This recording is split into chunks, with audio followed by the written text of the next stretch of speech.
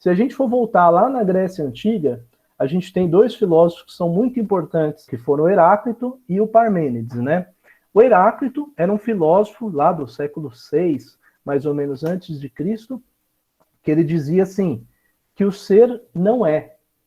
Quando ele falava que o ser não é, então ele estava falando do ser e estava falando do mundo e das coisas, de tudo. Ele falava que nada é. Tudo está em constante transformação. Tem até uma frase famosa do Heráclito que fala: nunca nos banhamos nos mesmos rios. O que ele diz com isso? Ele diz que quando eu entro no rio, eu sou uma pessoa e são umas águas que estão passando por mim. Quando eu vou sair e volto novamente, as águas já não são as mesmas, porque o rio está sempre correndo, e eu também não sou o mesmo. Eu também me transformei, eu fiz outras coisas, eu encontrei com outra pessoa, pensei outra coisa, né? No momento eu estava mais alegre, no outro momento eu estava mais triste, então quer dizer, eu nunca sou a mesma pessoa. Então ele falava isso, na época, era uma cosmologia que ele falava isso com relação ao ser e com relação ao mundo. Ou seja, a árvore não é, porque ela está sempre se transformando. Numa época ela era semente, noutra época era o broto, noutra época era uma muda, de outra época ela foi crescendo, virou uma árvore, deu frutos, depois morreu. Então, essa constância da ideia de árvore não existe para o Heráclito. A árvore é uma transformação, assim como o ser é uma transformação, assim como o mundo é uma transformação. Então, para ele defendia muito a ideia que o ser não é. Quando eu falo que o ser não é, eu estou dizendo que não existe um atributo do ser que mantenha ele sendo do mesmo jeito. Que eu posso dizer, o ser é X. Então, quer dizer, eu estou atribuindo, eu estou colocando um atributo para o ser, que é um ser de movimento, mas um atributo estático.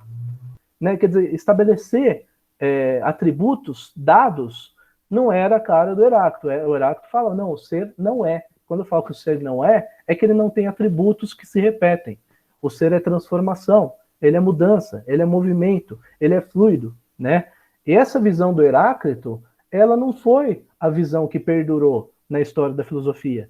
Pelo contrário, o Heráclito foi tido como um cara meio louco, um cara meio sem noção. E aí outra tendência foi priorizada, que foi a tendência do Parmênides. O Parmênides ele aparece depois do Heráclito. E ele nega a ideia de que o ser não é. O Parmênides é um outro filósofo que aparece um pouco depois do tempo histórico do Heráclito, e que ele vai dizer, o ser é. Ele vai dizer assim, não tem como eu estudar uma coisa que não é. Como que eu vou estudar a árvore se ela está sempre se transformando? Uma hora é semente, outra hora é muda, outra hora é árvore, outra hora é árvore frutífera, outra hora não tem frutos. Como é que eu vou estudar? Eu tenho que ter uma unidade para estudar. E a ciência, ela se desenvolve se baseando em unidades. Então, essa busca da unidade, ela passa a ser importante para o Parmênides. Ele fala assim, peraí, então como que eu vou falar da árvore se a árvore está sempre mudando? Eu não tenho como falar da árvore. Como que eu vou falar do ser se o ser está sempre se transformando? Eu não tenho como falar do ser. Tem que ter algumas características essenciais, primordiais, fundamentais, que sustentam esse ser, que possam dizer que isso que eu falo que é o ser, seja ser.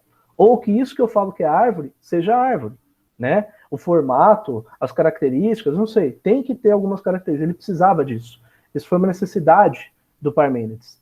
E com esse pensamento do Parmênides e do Heráclito, esse jogo aí entre os dois, pouquinho tempo depois aparece aí na história da filosofia o Platão, né? E o Platão ele tenta resolver esse problema do Parmênides e do Heráclito. Ele fala, não, peraí, tem um problema aí na filosofia, né? Tem um problemão, porque as coisas, elas, quando a gente olha, elas estão se transformando o tempo todo.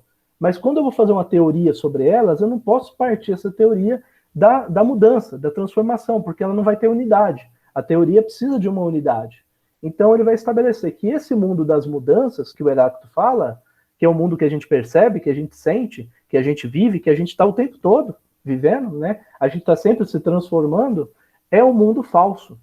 É um mundo das aparências, o Platão vai dizer. E o mundo verdadeiro não é esse, ele está em outro plano. É o mundo das essências, ou o mundo das ideias, que é a famosa teoria das ideias, né, do Platão.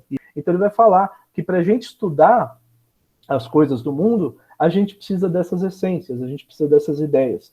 E a filosofia passa a valorizar muito mais a ideia da coisa do que a coisa.